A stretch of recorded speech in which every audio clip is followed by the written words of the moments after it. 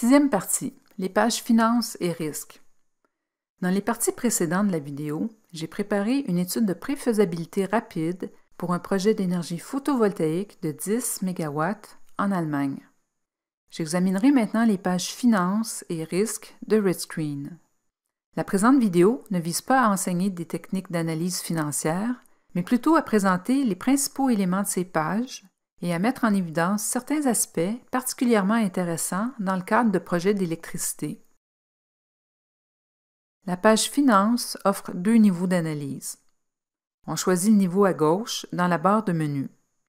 Les paramètres saisis dans une analyse de niveau 1 n'influencent en rien l'analyse de niveau 2 et vice-versa. Étant donné qu'une analyse de niveau 1 correspond à une version simplifiée d'une analyse de niveau 2, en cours d'analyse, je me pencherai sur l'analyse de niveau 2 afin d'aborder toutes les fonctions disponibles et de mettre en évidence les différences importantes, particulièrement celles pertinentes au projet d'énergie. La partie à gauche de la page comprend deux panneaux intitulés « Paramètres financiers » et « Revenus annuels », lesquels permettent à l'analyste de fournir des données financières. Le centre de la page contient deux panneaux. Le panneau « Coûts » « Économie, revenus » présente un résumé de la page relative aux coûts et les revenus d'exportation de l'électricité de la page Énergie, ainsi que les revenus tirés des réductions d'émissions de la page Émissions. Le panneau Viabilité financière présente les principaux paramètres de viabilité financière, comme ceux liés à la rentabilité et à la rapidité de retour. Les valeurs numériques des flux monétaires annuels sont présentées complètement à droite. Ces mêmes valeurs sont représentées sous forme de graphique au bas de la page. L'une des différences entre l'analyse de niveau 1 et l'analyse de niveau 2 a trait à l'inflation. Dans l'analyse de niveau 1, un seul taux d'inflation est appliqué à tous les coûts et revenus futurs, à l'exception des revenus provenant des réductions d'émissions de GES. En revanche, dans l'analyse de niveau 2, le paramètre relatif à l'inflation n'est pas appliqué aux revenus d'exportation d'électricité. Ces derniers augmentent selon un taux distinct d'indexation sur l'exportation d'électricité, ce qui permet au prix de l'électricité d'évoluer à un rythme différent des autres prix. Je laisserai le taux d'inflation à 2 %, mais je changerai le taux d'indexation sur l'exportation d'électricité à 2,5 %. Une autre différence entre les deux niveaux d'analyse est le calcul d'un ensemble plus complet de paramètres financiers, ce qui requiert la saisie de données supplémentaires. Pour calculer la valeur actualisée nette, qui n'apparaît pas dans l'analyse de niveau 1, le taux d'actualisation doit être spécifié.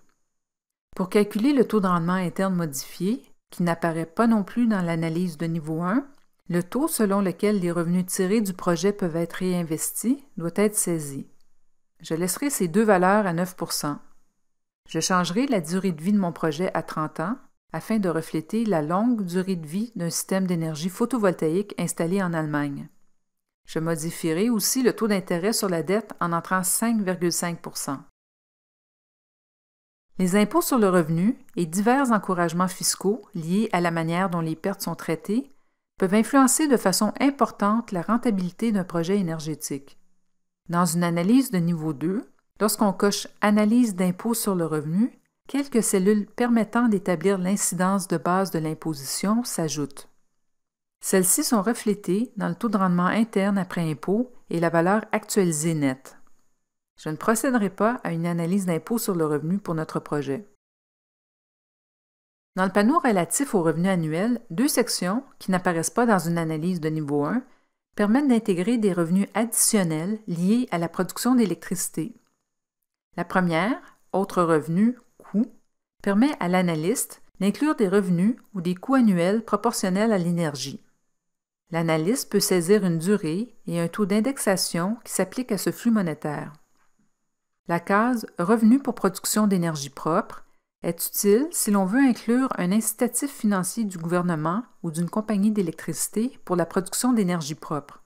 L'analyste spécifie la valeur annuelle du crédit par unité d'électricité générée, la durée du crédit et un taux d'indexation, puis, pour chaque type de combustible, si ce crédit s'applique à la production tirée du combustible. Dans l'analyse de niveau 2, RedScreen calcule le prix de revient de l'énergie. Il s'agit du coût moyen de production d'une unité d'électricité compte tenu de tous les coûts encourus tout au long du projet. La valeur actualisée des coûts est divisée par la valeur actualisée de la production totale, c'est-à-dire que le taux d'actualisation est appliqué au coût et à la production. Étant donné qu'il s'agit d'un coût de production, le prix de l'électricité exportée n'a aucune incidence sur celui-ci. La valeur de comparaison à la page Installation peut être définie en fonction du prix de revient de l'énergie en cliquant sur le bouton « Mettre à jour la valeur de comparaison ». Dans cette analyse, le prix de revient est de 7,3 centimes d'euros par kilowattheure. Lorsque je clique sur le bouton de mise à jour de la valeur de comparaison et que je retourne à la page Installation, je constate que la position de la ligne verticale pointillée verte a été ajustée en fonction de cette valeur. Un certain degré d'incertitude sera toujours inhérent aux données de n'importe quelle analyse.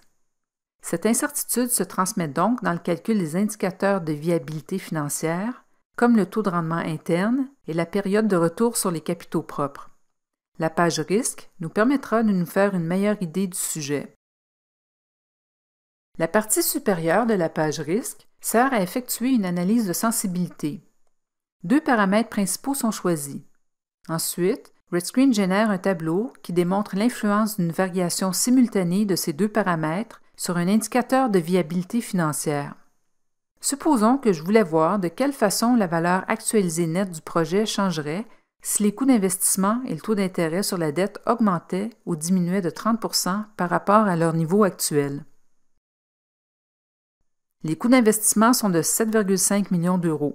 S'ils étaient 30 % supérieurs, ils seraient de 9,75 millions d'euros.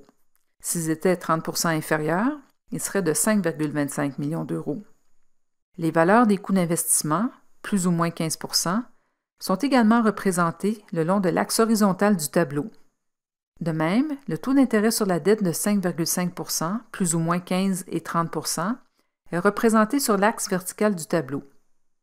Ensuite, RedScreen recalcule la valeur actualisée nette, ou VAN, de ces combinaisons de coûts d'investissement et de taux d'intérêt sur la dette, en ne changeant aucune des autres variables, et remplit le tableau avec les résultats obtenus. Les valeurs de la VAN sous mon seuil de 0 sont en rouge. En examinant le tableau, je constate rapidement que la VAN est beaucoup plus sensible aux coûts d'investissement qu'au taux d'intérêt sur la dette. Si mes coûts d'investissement augmentent de 15 %, mon projet n'est plus rentable, même avec une diminution de 30 % du taux d'intérêt sur la dette. Je peux procéder au calcul avec autant de combinaisons de deux variables que je le souhaite. Il peut aussi être intéressant de combiner les coûts d'investissement et l'électricité exportée au réseau. Je vais examiner l'influence d'une variation de plus ou moins 10 %, 20 % ou 30 % des paramètres en ajoutant des rangées et des colonnes à la table à l'aide de l'icône « plus ».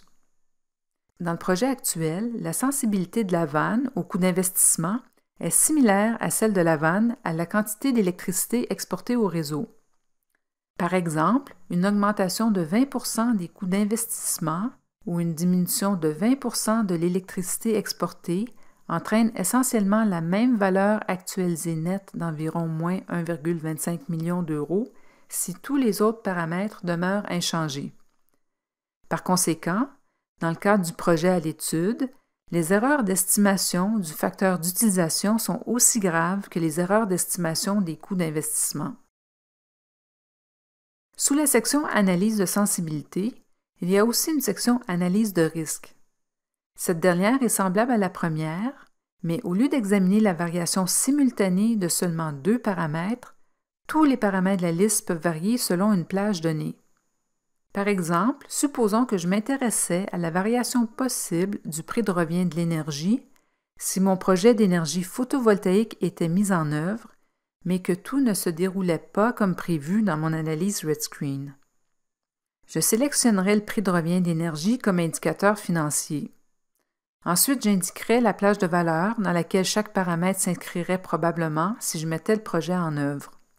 Par exemple, si je croyais que les coûts annuels d'exploitation et d'entretien pouvaient se situer plus et moins 30 % autour de 8 € par kilowatt par année, soit la valeur saisie à la page Énergie, j'entrerais 30 % pour ce paramètre.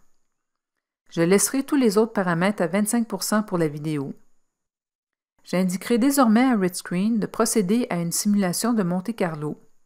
C'est-à-dire, je veux que RedScreen recalcule le prix de revient de l'énergie à multiples reprises en choisissant chaque fois des valeurs aléatoires à l'intérieur des plages indiquées pour chaque paramètre.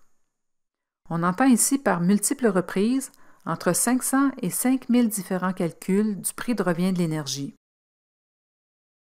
Lorsque RedScreen a terminé d'effectuer ses calculs, les résultats s'affichent dans deux graphiques différents.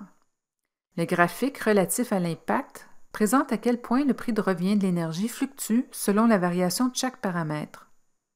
Comme indiqué dans l'analyse de sensibilité, l'électricité exportée au réseau et les coûts d'investissement influencent fortement les résultats du projet. En effet, leur incidence est plus importante que celle de toutes les autres variables. Cependant, l'un et l'autre influencent le prix de revient d'énergie de façon contraire. Une hausse des coûts d'investissement fait augmenter les prix de revient d'énergie, tandis qu'une augmentation d'électricité exportée au réseau réduit le prix de revient de l'énergie. Sur le graphique relatif à l'impact, il y a un histogramme de tous les 5000 calculs du prix de revient de l'énergie. Pour voir la distribution complète, j'établis le niveau de risque à 0%. C'est-à-dire que je veux qu'il n'y ait aucun risque que le prix de revient d'énergie tombe en dehors de la plage de valeur qu'on me montre. La plage présentée est de 4,9 centimes d'euros par kilowattheure à 11,5 centimes d'euros par kilowattheure. La distribution des résultats à l'intérieur de cette plage est présentée dans l'histogramme. Supposons que je voulais connaître la valeur communément appelée P90 pour le prix de revient de l'énergie. En fait, je cherche à connaître la valeur maximale du prix de revient de l'énergie pour un niveau de confiance de 90%. J'établirais le niveau de risque à 20%, étant donné qu'ainsi j'exclurai 10% des résultats les plus bas et 10% des résultats les plus élevés. Selon ce calcul, le prix de revient de l'énergie P90 est 8,4 centimes d'euros par kilowattheure, ce qui n'est pas beaucoup plus élevé que la valeur médiane de 7,3 centimes d'euros par kilowattheure. Une analyse minutieuse des risques devrait être effectuée avant d'entreprendre un projet énergétique d'envergure. RedScreen peut rapidement fournir les éléments de cette analyse. En tant qu'analyste, soyez conscient que certaines sources de variation peuvent être absentes de la liste des paramètres et que les corrélations entre les paramètres ne sont pas modélisées. Vous voudrez probablement communiquer les résultats des analyses financières et de risques à divers collègues et partenaires. Dans la prochaine et dernière partie de la vidéo, je vais vous montrer comment préparer et exporter un rapport dans RedScreen.